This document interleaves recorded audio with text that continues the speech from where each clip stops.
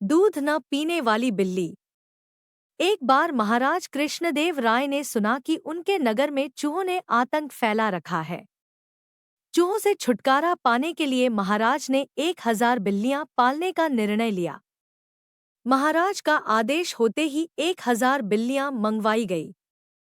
उन बिल्लियों को नगर के लोगों में बांटा जाना था। जिसे बिल्ली दी गई उसे साथ में एक गाय भी दी गई ताकि उसका दूध पिलाकर बिल्ली को पाला जा सके। चूहों से सभी लोग परेशान थे, अतः जब बिल्लियां बंट रही थी तो लोगों की लंबी लंबी कतारें लग गई थी। इस अवसर पर तेनालीरामन भी एक कतार में खड़ा हो गया। जब उसकी बारी आई तो उसे भी एक बिल्ली और साथ में एक गाय दे दी गई। बिल्ली को घर ले जाकर उसने गर्मागर्म एक कटोरा दूध उसे पीने को दिया। बिल्ली भूखी थी। बेचारी ने जैसे ही कटोरे में मुंह मारा तो गर्म दूध से उसका मुंह बुरी तरह जल गया। इसके बाद बिल्ली के आगे जब दूध रखा जाता, चाहे वह ठंडा ही क्यों न हो, बिल्ली वहां से भाग खड़ी होती। गाय का सारा दूध अब तेनालीराम व उसके परिवार के अन्य सदस्य ही पी जाते। बेचारी बिल्ली कुछ ही दिनों में इतनी कमजोर हो गई कि उसमें चूहे पकड़ने की ताकत भी नहीं रही। 3 माह बाद महाराज ने बिल्लियों की जांच करवाई। गाय का दूध पी पीकर सभी की बिल्लियां मोटी तगड़ी हो गई थी, परंतु तेनालीराम की बिल्ली सूखकर कांटा हो चुकी थी। वह सब बिल्लियों के बीच में अलग पहचानी जा रही थी। महाराज ने जब तेनालीराम की बिल्ली की हालत देखी तब वे क्रोधित हो उठे। उन्होंने तुरंत ही तेनालीराम को हाजिर करने का आदेश दिया।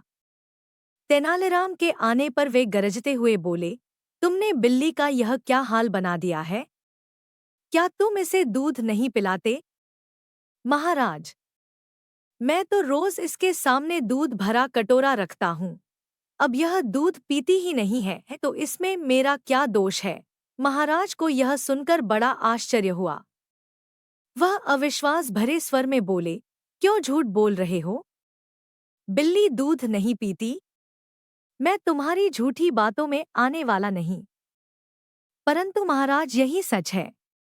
यह बिल्ली दूध नहीं पीती।